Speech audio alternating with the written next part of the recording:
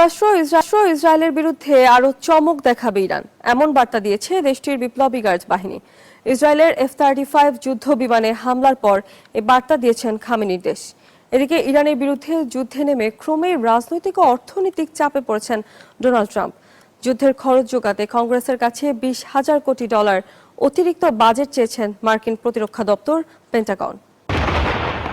গেল 28 ফেব্রুয়ারি থেকে ইরানে শুরু করা যুক্তরাষ্ট্রের সামরিক অভিযানে গতি আনতে এবং যুদ্ধে ব্যবহৃত অস্ত্রের উৎপাদন বাড়াতে ট্রাম্প প্রশাসনকে খরচ বাবদ আরও $20,000 কোটি অতিরিক্ত বাজেট দিতে হবে, এমন দাবি করেছে মার্কিন প্রতিরক্ষা দপ্তর Pentagon.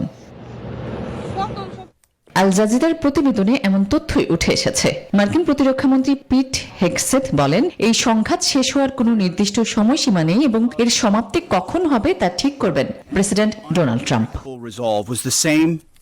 Bashundhara public school and college 2026 শিক্ষাবর্ষে ভর্তি চলছে।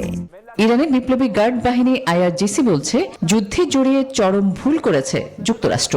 সামনে এর আরো কঠিন মাসুল গুনতে হবে মার্কিন প্রেসিডেন্টকে। সতর্ক করেন, দুই দেশের বিরুদ্ধে আরো চমক দেখাবে খামেনির দেশ।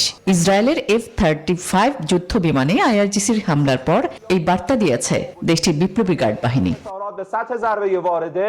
এদিকে ইরানে মার্কিন সেনা মোতায়েন করার কোনো পরিকল্পনা নেই হোয়াইট হাউসের, এমন ইঙ্গিত দেন খোদ মার্কিন প্রেসিডেন্ট। ইরানের অস্ত্র কর্মসূচি নির্মূল করতে যুক্তরাষ্ট্র কতদূর পর্যন্ত যাবে তা নিয়ে পর্যালোচনার মধ্যে এমন মন্তব্য করলেন ডোনাল্ড ট্রাম্প।